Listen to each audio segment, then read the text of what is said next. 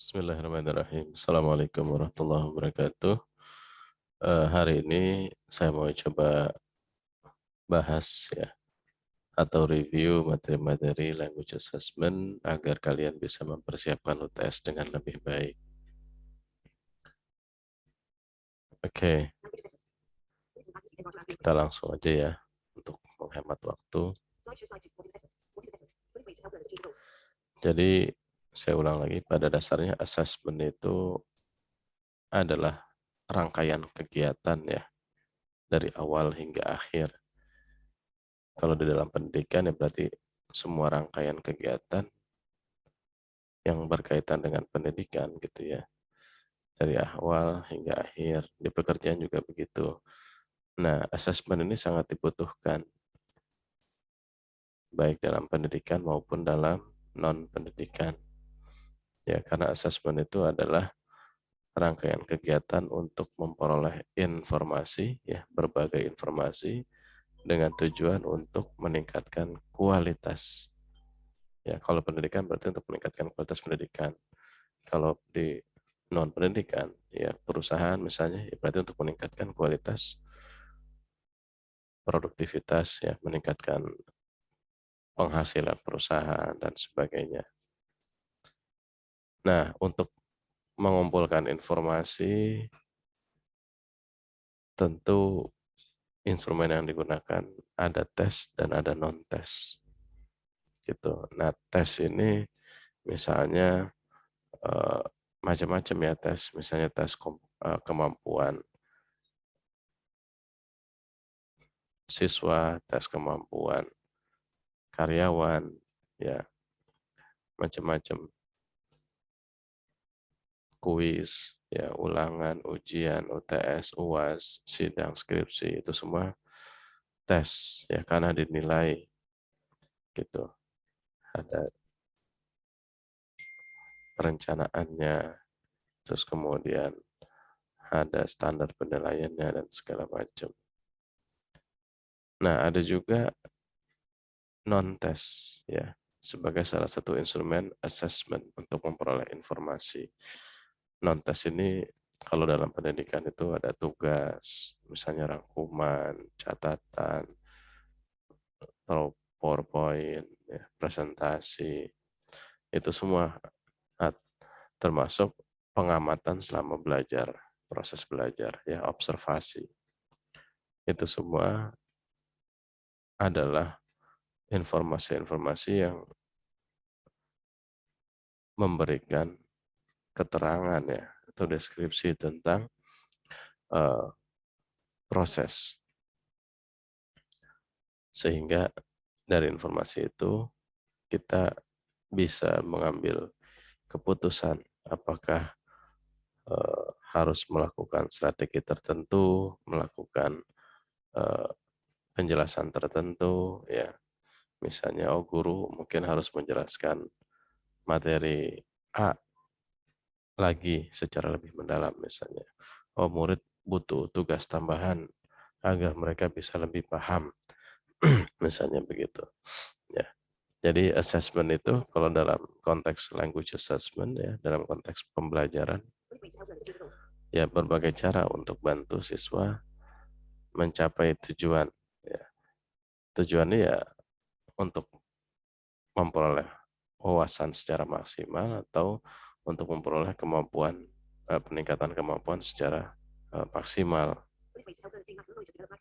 Ya, misalnya les musik ya itu kan lebih ke keterampilan tuh. Jadi assessment itu tujuannya untuk bantu siswa itu memperoleh peningkatan kemampuan main gitar misalnya secara lebih maksimal. Jadi ketika diobservasi, disimak, terus kemudian diberikan tes-tes. Nah, nanti dari situ ketahuan, oh dia kurangnya di sini, bagusnya di sini. Ya, yang kurang ini kita bantu. Oh dia butuh latihan-latihan untuk ini berarti. Oh butuh penjelasan tambahan tentang ini berarti. Gitu sehingga nanti kemampuannya, peningkatannya bisa lebih maksimal. Ya. Sama di perusahaan dunia kerja juga begitu.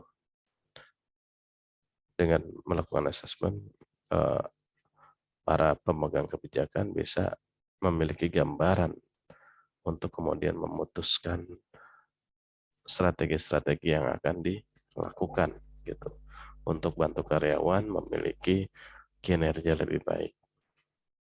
Misalnya, oh perlu ada insentif untuk uh, yang datang lebih awal ke kantor misalnya. Sebaliknya, oh perlu ada sanksi nih untuk karyawan-karyawan yang datangnya telat misalnya begitu. Atau kemudian, oh kita butuh mengubah posisi duduk atau workstations-nya perlu diubah misalnya begitu. Ya, jadi asesmen sangat dibutuhkan ya untuk mendapatkan gambaran informasi sehingga proses belajar atau proses bekerja dan hasil akhirnya nanti bisa lebih baik. Ya, ini juga sebenarnya ketiga tujuan ini adalah satu kesatuan ya. Cuma ini di breakdown agar uh, buat sebagian orang bisa lebih mudah. Jadi asesmen ya untuk mengevaluasi ya progres ya. Jadi ya untuk macam-macam mengevaluasi progres, mengetahui sejauh mana siswa paham atau sejauh mana mereka belajar, sejauh mana karyawan paham, sejauh mana karyawan bisa bekerja, bisa mencapai target dan seterusnya.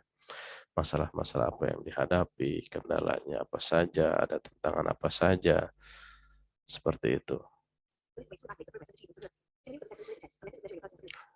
Nah, istilah assessment ini ada beberapa sinonim ya, yang untuk banyak masyarakat itu dianggap sama. Padahal mereka memiliki cakupan yang berbeda-beda. Jadi ada tes, ada measurement, ada evaluation, dan terakhir yang paling besar yang meliputi mencakup semuanya itu assessment. Nah, tes itu adalah produknya ya. Seperti kalian tahu lah tes itu produknya misalnya tes psikotes ya, tes kepribadian, tes kecerdasan, tes TOEFL ya, terus tes CPNS. Nah, itu bentuk-bentuk tesnya, produknya gitu ya. Itu kan eh, salah satu instrumen, salah satu produk ya untuk melakukan assessment gitu. Jadi misalnya untuk memutuskan siswa naik ke kelas berikutnya atau tidak, itu kan butuh beberapa informasi. Nah, salah satu informasinya itu dari nilai-nilai tes gitu. Tentu ada informasi lain dari pengamatan, misalnya akhlaknya bagaimana, ya kepribadiannya bagaimana, adabnya, tingkah lakunya selama berinteraksi dengan teman dan guru itu bagaimana, misalnya gitu. Ya, itu semua adalah informasi untuk assessment. Sementara tes sendiri adalah bagian, ya hanya satu bagian atau instrumen dari assessment. Nah, measurement atau penilaian itu sederhananya adalah proses penilaiannya itu ya, the act of measuring something. Ya, jadi ketika mengoreksi nih misalnya, tes sudah dikerjakan, lalu kita koreksi. Nah, itu kan kita menilai itu salahnya berapa, benarnya berapa. Atau kalau yang berdasarkan standar penilaian atau berdasarkan rubrik ya, kayak IELTS writing dan IELTS speaking, itu kita cocokkan dengan kriterianya. Oh, ini cocoknya dengan band 5, atau ini band 5.5, atau ini band 6, dan seterusnya. Nah, itu yang disebut dengan penilaian ya. Cakupannya sangat kecil gitu. Evaluation ya, kemudian adalah mengumpulkan informasi untuk memberikan keputusan, mengambil keputusan. Apakah dia layak naik ke tingkat berikutnya, apakah dia layak untuk lulus atau tidak gitu. Nah, itu salah satu bagian, salah satu peran, salah satu unsur dari assessment ya, evaluation. Ketika kita akan melakukan mengambil keputusan, nah itu evaluation, itu fase evaluation mulai dimulai gitu ya. Assessment ya adalah yang paling luas, yang mencakup semua istilah-istilah ini. Jadi ongoing proses ya dari awal eh, dan hingga akhir dan mulai lagi proses baru, itu semua assessment. Jadi kita merencanakan nanti akan bagaimana, terus kemudian kita evaluasi di tengah-tengah, kita ambil informasi, ya kita kumpulkan informasi, lalu setelah itu di akhir program kita evaluasi lagi pencapaiannya seperti apa, kelemahannya di mana. Nah, kelemahan ini kita coba carikan solusi dan kita terapkan di fase berikutnya dan terus begitu, yaitu assessment. Nah, dalam assessment ini ada beberapa istilah penting ya yang perlu diketahui, yang perlu dipahami. Pertama, assessment dibagi menjadi dua macam, formal dan informal. Ya, informal dan formal. Jadi kalau informal itu kan berarti tidak formal ya. Maksudnya di sini kalau informal itu yang sifatnya spontan, tidak direncanakan gitu, tidak dijadwalkan.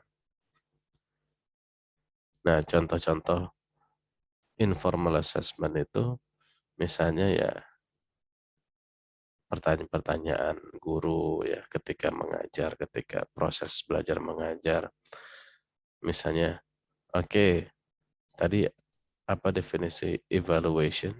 Nah, itu tuh bagian dari assessment, tapi sesuatu yang spontan yang disebut dengan informal assessment gitu. Itu pertanyaan-pertanyaan spontan itu penting ya untuk memastikan peserta didik itu ngerti atau tidak, paham atau tidak gitu. Terus misalnya eh, pengamatan, ya kemudian feedback, feedback itu komentar-komentar, ya benar begitu, ya. Tapi ya lebih tepat seperti ini, gini, gini, gini, ya itu juga spontan, ya.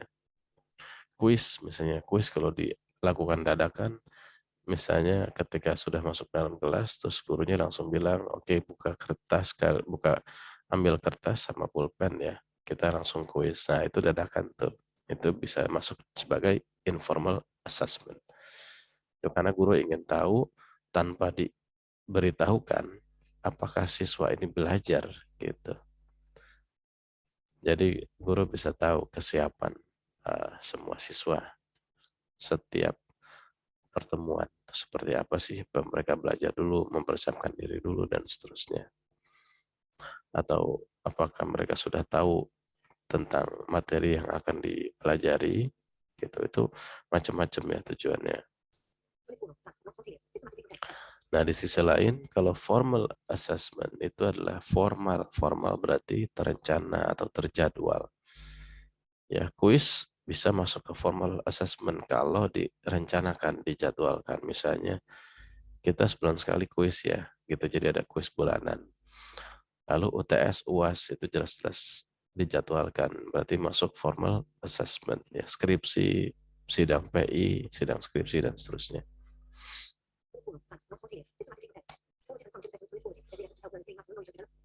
Oke, lalu ada istilah berikutnya formative and summative. Summative. Saya fokus ke summative. Sum up. Kalau kalian bikin essay, itu di paragraf terakhir biasanya to sum up, ya to conclude, untuk menyimpulkan, ya. Jadi summary itu kan di akhir ya, kesimpulan itu di akhir. Berarti summative assessment itu adalah semua assessment yang dilakukan di akhir. Bisa di akhir program, di akhir semester, di akhir tahun, dan seterusnya. Jadi semua assessment yang dilakukan di akhir, seperti sidang skripsi, ujian akhir semester, ya, dan seterusnya, itu disebutnya summative assessment. Karena ingin tahu pencapaian akhirnya seperti apa, gitu, dari seluruh proses itu akhirnya seperti apa. Nah, itu summative assessment. Di sisi lain, formative assessment berarti semua assessment yang dilakukan sebelum akhir.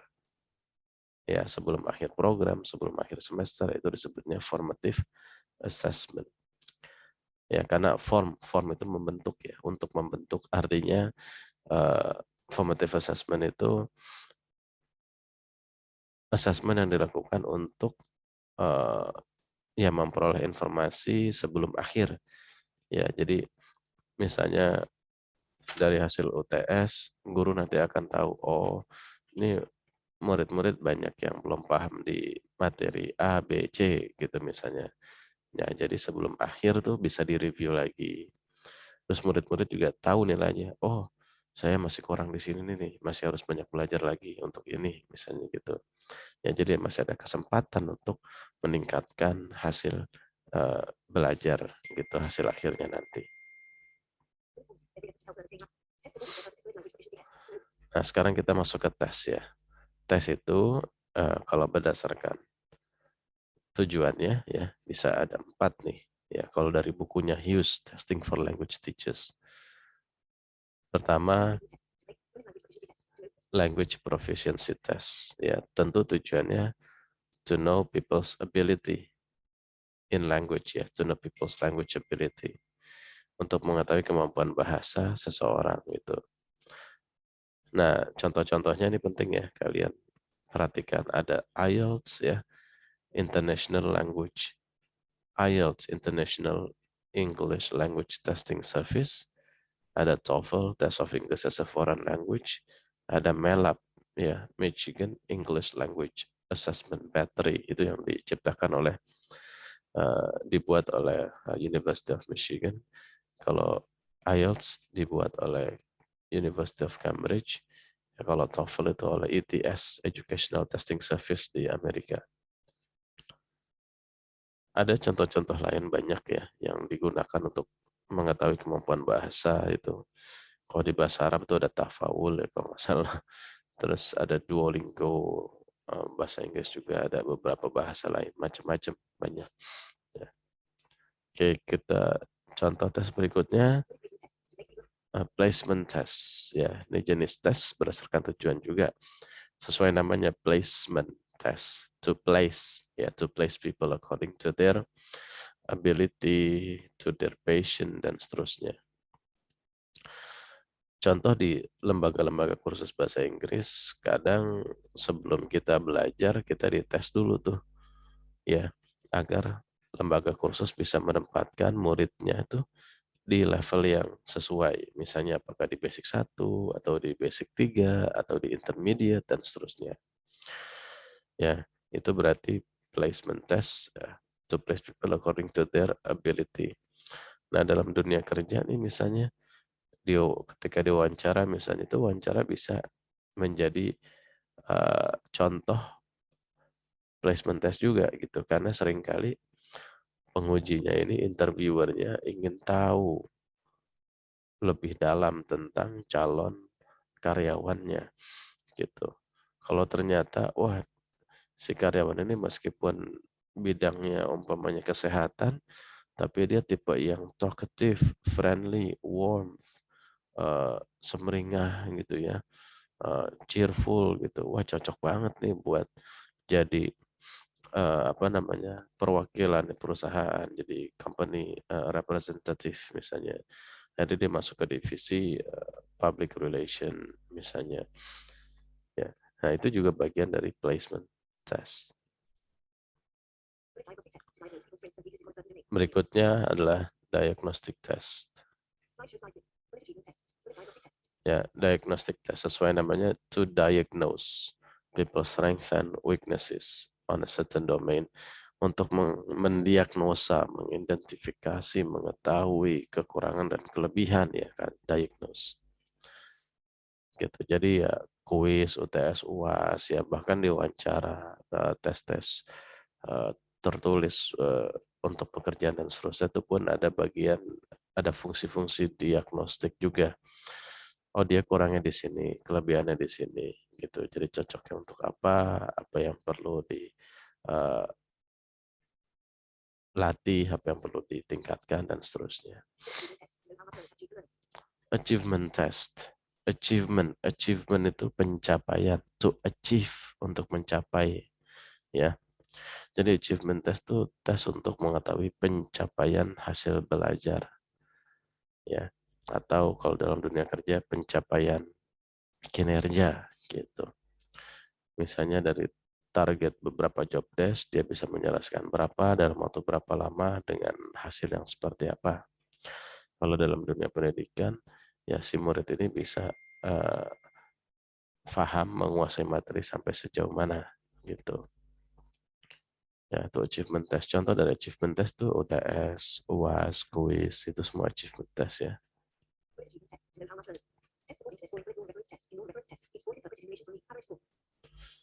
Lalu kemudian ada tes yang berdasarkan cara menilainya. According to their scoring, cara menilainya. Ada norm reference test, ada criterion reference test. Nah, yang sudah kalian pelajari ya, kalian simak, kalian analisis dan praktekkan itu contohnya IELTS. IELTS itu kan ada kriteria-kriteria kan.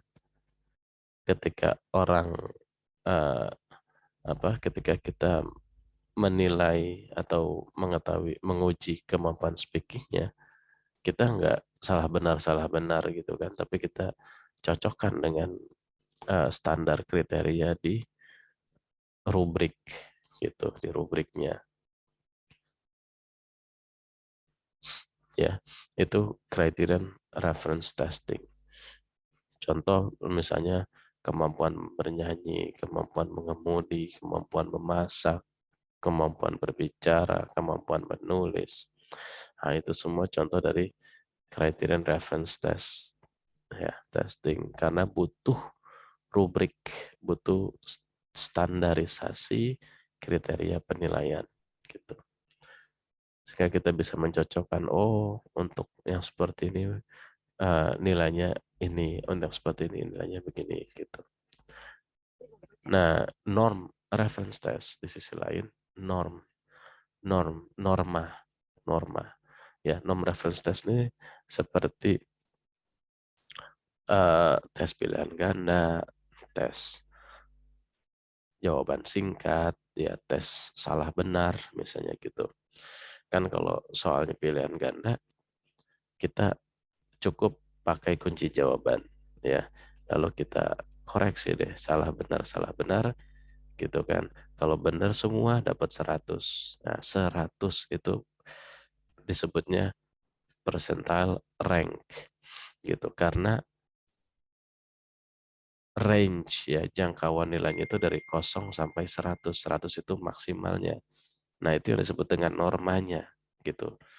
Ya.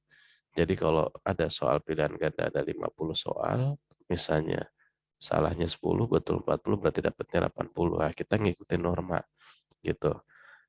Norma yang maksimal nilainya itu 100. Ya, nah yang seperti ini disebutnya norm reference test. Oke, lalu ada yang dibedakan berdasarkan language proficiency concept. Jadi ada beberapa yang berpendapat bahwa kemampuan bahasa itu adalah satu kesatuan. Tapi di sisi lain ada juga yang berpendapat bahwa kemampuan bahasa itu ditopang ya oleh beberapa kemampuan-kemampuan yang spesifik gitu. Sehingga ada dua macam tes. Yang pertama discrete point test. Discrete point test itu berarti discrete itu maksudnya spesifik. Jadi ada tes-tes untuk menguji kemampuan yang spesifik ya. Contoh listening test, reading test, pronunciation test gitu ya. Nah, di sisi lain ada tes yang disebut dengan integrative testing ya, atau tes. Jadi eh, tes ini akan membuat test takers menggunakan lebih dari satu skill gitu, karena diyakini bahwa kemampuan bahasa memang eh, satu kesatuan ya yang mencakup berbagai macam skill-skill yang spesifik. Nah, contoh jenis integrative testing itu misalnya dictation test. Dictation test mendikte. Jadi dibacakan satu paragraf, nah murid-murid menyimak dan mereka menulis apa yang mereka dengar. Nah, tentu ini tidak hanya menguji kemampuan listening, tapi juga melibatkan kemampuan lain, ya contoh wawasan atau penguasaan tentang tenses, penguasaan tentang grammar, ya wawasan tentang collocations, wawasan tentang spelling, kemampuan menulis, ya, dan seterusnya gitu.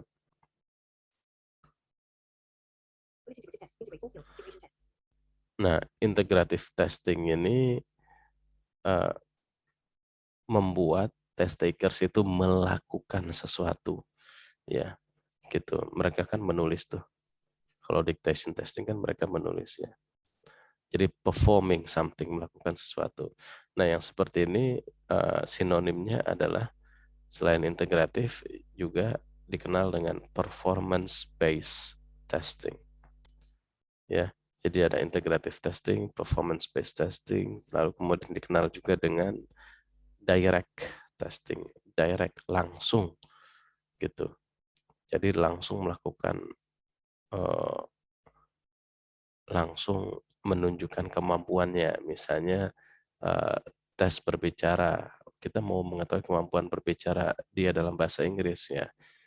Nah, tentu kita akan lakukan wawancara atau kita minta dia presentasi itu yang disebut dengan integrative testing atau performance based testing atau direct testing.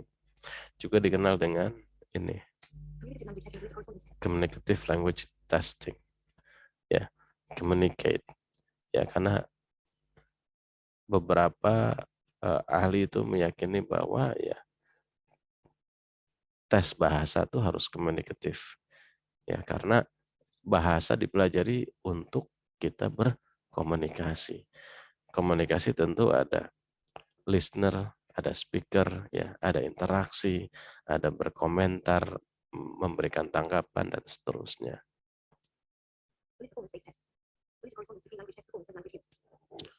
Oke.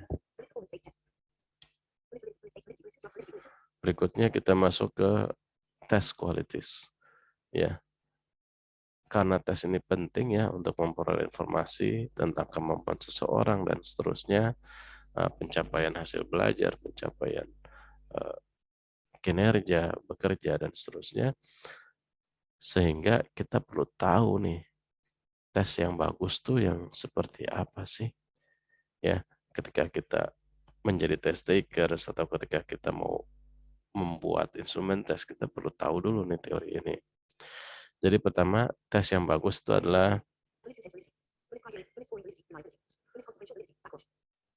tes yang valid, ya, validity. Tes yang bagus adalah tes yang valid, gitu.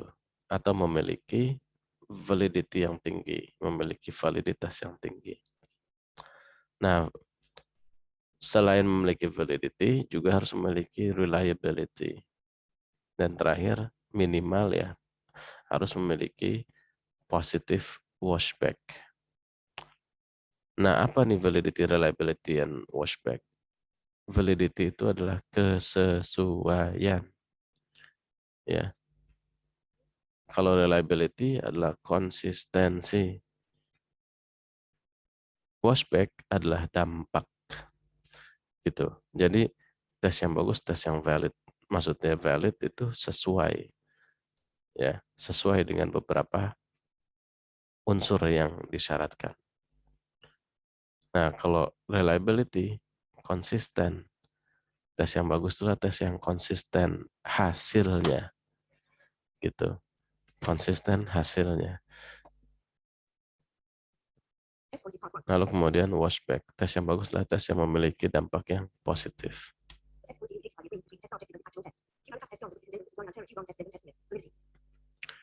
Ya, jadi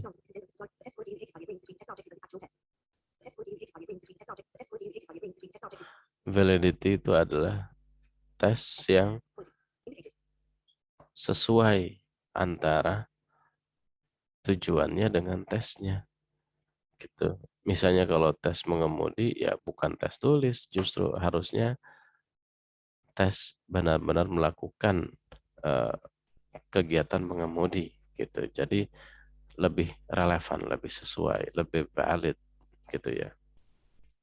Seandainya ada unsur lain, ada teori-teorinya juga umpamanya. Ya itu bisa ya, tetapi tidak menghilangkan unsur kesesuaian ini.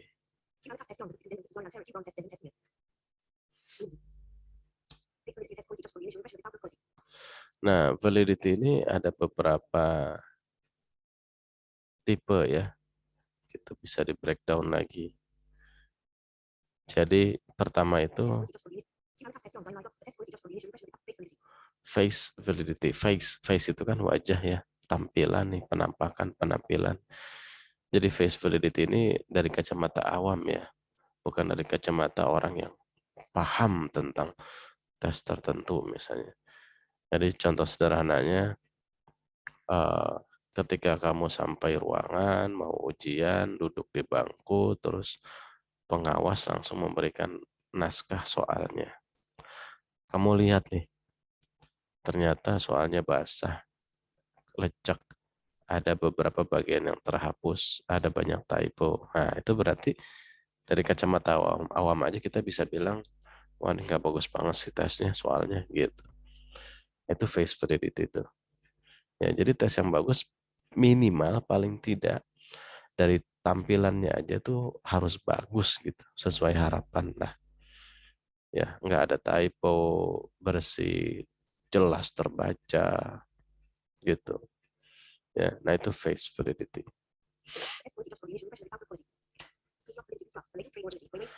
Lalu ada tipe yang disebut dengan construct validity. Tes yang bagus itu adalah tes yang memiliki construct validity. Valid ya, sesuai. Construct sesuai dengan construct yang mau diuji. Jadi misalnya construct itu wawasan atau kemampuan.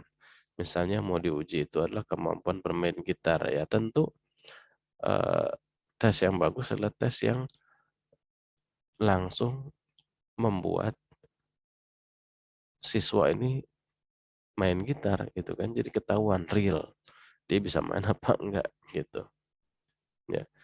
Nah itu construct-nya. Nah kadang construct validity ini ada lebih spesifik lagi, misalnya oke, main gitar itu besarnya ya, yang lebih spesifiknya pas sub construct-nya, misalnya eh, metik misalnya gitu ya, kemampuan memetik senar misalnya gitu, atau kemampuan melodi atau kemampuan bassnya misalnya. Ya, nah itu construct validity. Jadi tes yang bagus tes yang sesuai antara construct yang ingin diuji dengan tesnya. Oke, jangan sampai tes main gitar tapi dia disuruh nyanyi, kan nggak nyambung. Ya, jadi misalnya dia main gitar terus sambil nyanyi sebuah, jadi disuruh minta memainkan sebuah lagu. Jadi main gitar dan nyanyinya, karena suaranya kurang bagus, nilainya jadi kurang. Nah, itu nggak nyambung ya. Karena kan yang mau diuji itu tes kemampuan main gitarnya, bukan bernyanyinya. Gitu.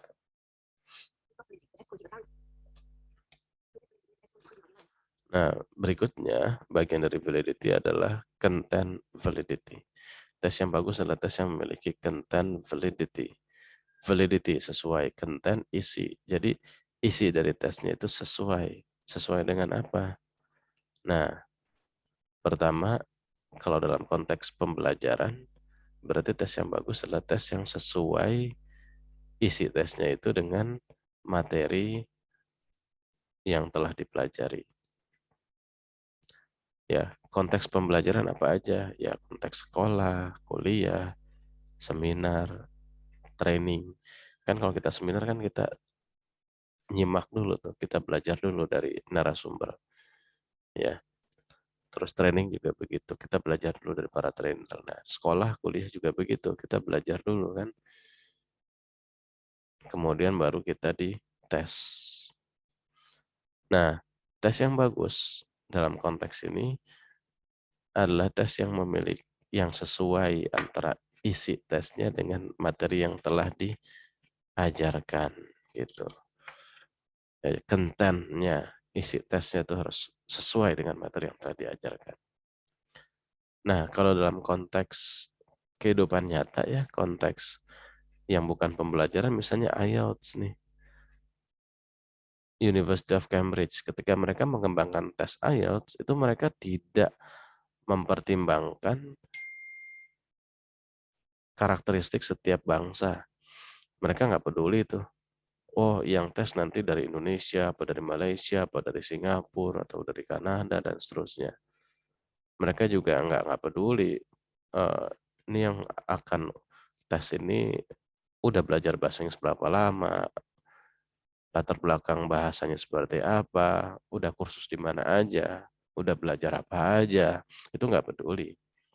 Jadi yang dijadikan pertimbangan adalah kemampuan komunikasi yang dibutuhkan di dunia nyata, di negara-negara berbahasa Inggris. Oh, seseorang kalau di negara berbahasa Inggris harus mampu begini begitu, misalnya. Itu yang dijadikan patokannya. Ya.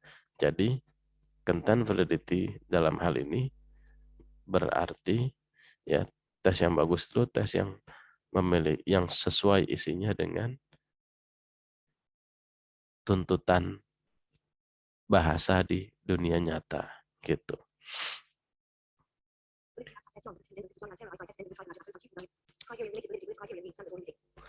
Berikutnya, criterion related validity. Criterion ini standar ya. Standar atau indikator.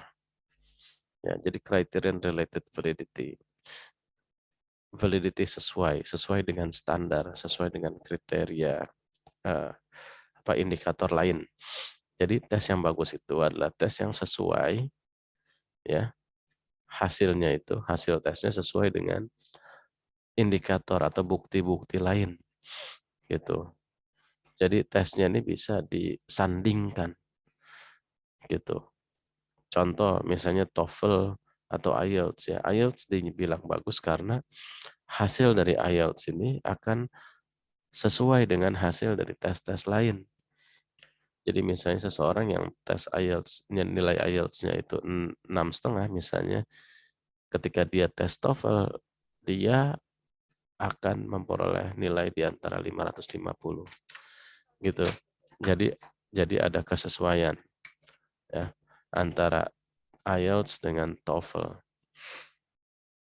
Ya, kalau dalam konteks belajar misalnya, nah hasil dari UAS itu akan mencerminkan hasil-hasil dari UTS, dari kuis, dari tugas-tugas misalnya. Ya, murid-murid yang tugasnya selalu rajin mengumpulkan, mengerjakan sendiri, benar-benar hasil belajar, kuisnya bagus, UTS-nya bagus, tentu UAS-nya juga akan bagus. Gitu. Ya, jadi tes yang bagus itu tes yang hasilnya itu sesuai dengan bukti-bukti lain. Oke.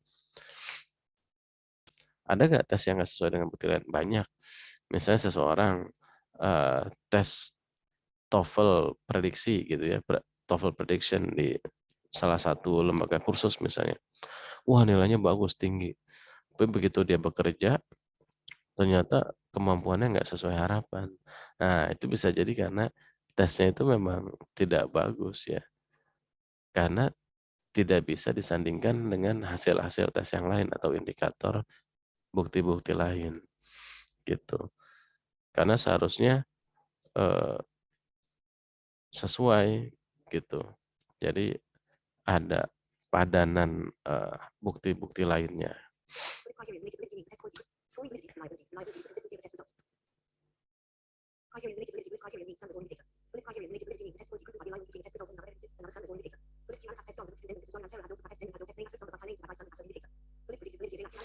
Nah, criterion relative validity ini ada dua macam katanya, ya, kata si Hughes dalam buku Testing for Language Teachers. Ada predictive validity dan ada concurrent validity. Nah, predictive validity, prediktif, jadi sesuai dengan prediksinya. Jadi tes yang bagus itu tes yang sesuai hasilnya itu dengan prediksi di masa depan. Nah, sulit memang ya, tapi ini dipercaya di banyak eh, masyarakat gitu.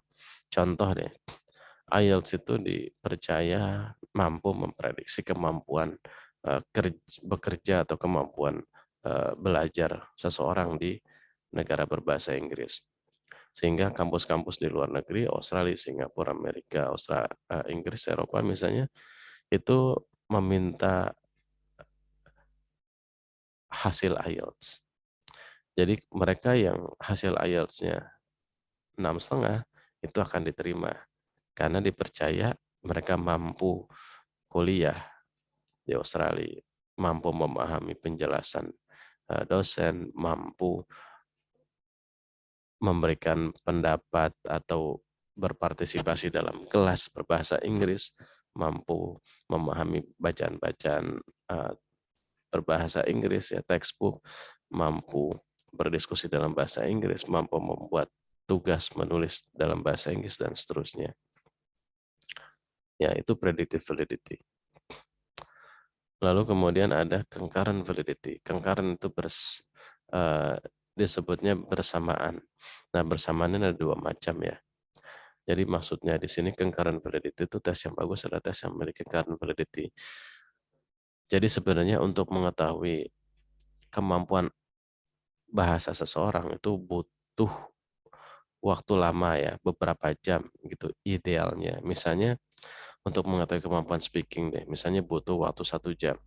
Nah, tapi nggak mungkin kan 1 jam. Misalnya kalau dalam konteks kelas itu, masa satu orang diuji selama 1 jam itu kelamaan kan, nggak praktikal gitu.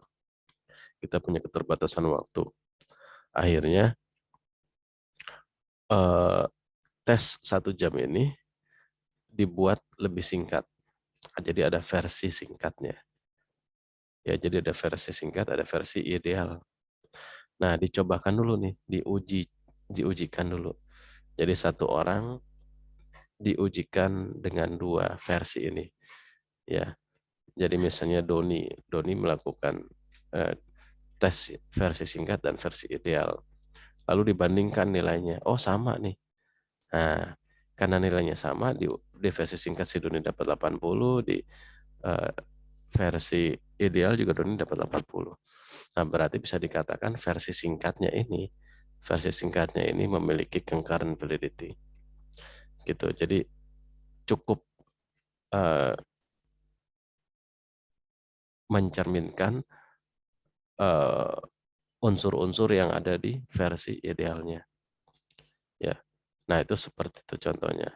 Ada contoh lain dari concurrent validity itu adalah uh, ada yang disebut dengan item homogeneity. Item homogeneity. Jadi ada beberapa butir soal yang mirip ya atau kembar.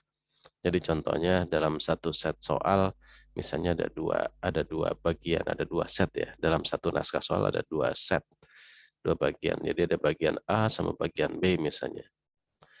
Nah, total butir soal ada 40. Jadi 1 sampai 20 bagian A, 21 sampai 40 bagian B. Nah, concurrent validity itu misalnya di nomor 1 dan nomor 21 itu sama. Ya, mirip gitu. Mempertanyakan uh, subconstruct yang sama. Misalnya nomor 1, eh, soalnya kalau dalam grammar misalnya ya, sederhananya, Andy bla bla bla happy all the time misalnya. Terus nomor 21-nya, the teacher bla bla bla punctual every day misalnya,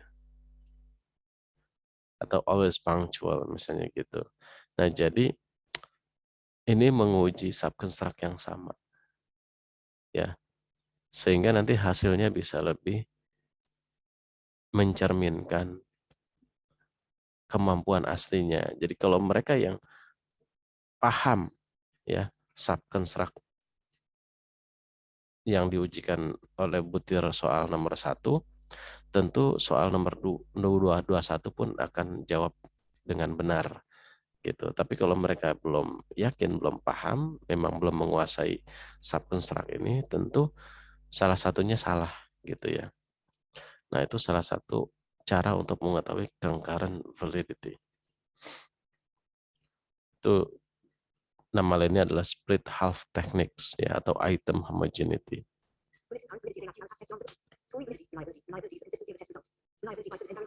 Nah, tes kualitas berikutnya adalah dikenal dengan reliability atau konsistensi hasil tes. Sebenarnya ini juga bagian dari validity juga ya, yang dikenal dengan scoring validity.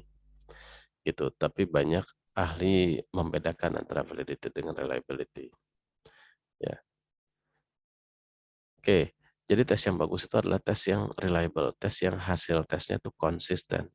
Contoh, misalnya kalau eh, kita tes IELTS hari ini, lalu kemudian bulan depan kita tes IELTS lagi, ya, selama sebulan ini kita nggak belajar apa-apa gitu. Ya, tentu hasilnya akan sama. Ya, kalau hari ini dapat 6, bulan depan pun akan dapat 6 gitu nilainya. Nah, itu yang disebut dengan reliable. Ya, kalau ada tes yang tidak reliable, hari ini kita tes dapat 6, bulan depan kita tes dapat 8 tanpa belajar apa-apa gitu selama sebulan, itu aneh. Ya, itu berarti tesnya tidak reliable. Orang bingung, sebenarnya berapa sih tesnya dia gitu. Sebenarnya kemampuannya seperti apa sih? Nah, itu bingung. Jadi tes yang bagus itu adalah tes yang reliable. Makanya ada beberapa faktor yang perlu dikendalikan gitu ya. Contoh misalnya pilihan ganda itu bisa membuat tes-tes tidak reliable. Karena ketika seseorang misalnya dapat nilai 80 dari soal-soal pilihan ganda, bisa jadi 80-nya itu sekian persennya karena tebak-tebakan atau karena nyontek. Ya.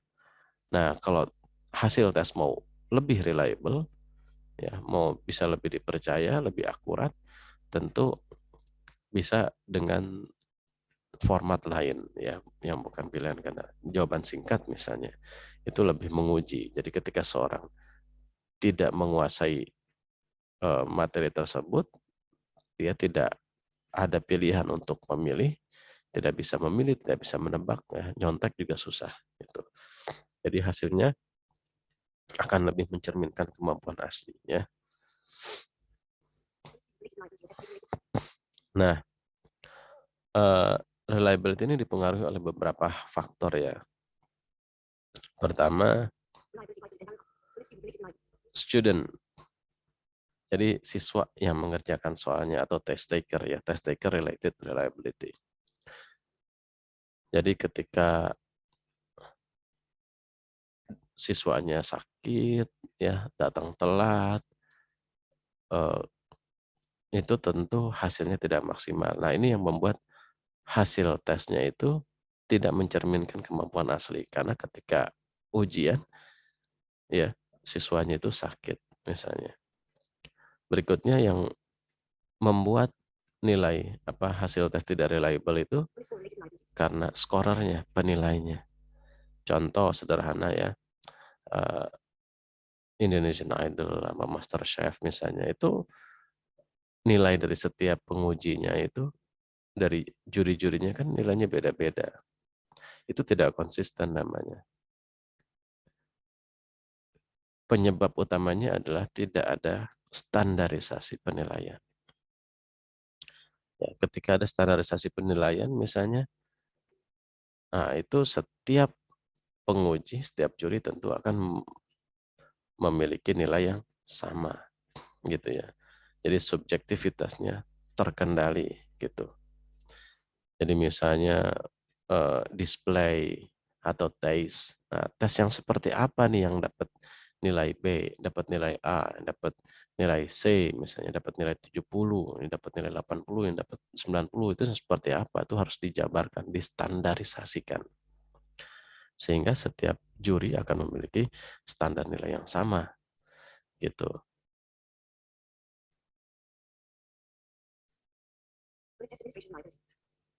Berikutnya test administration related to reliability. Ya. Nah, nilai tes, hasil tes bisa tidak reliable karena faktor penyelenggaraan tesnya ya, atau terkait dengan test administration. Jadi ya bisa jadi contohnya itu juga ya tentang apa? Misalnya suasananya bising ya karena renovasi gerbak-gerbuk atau speaker apa?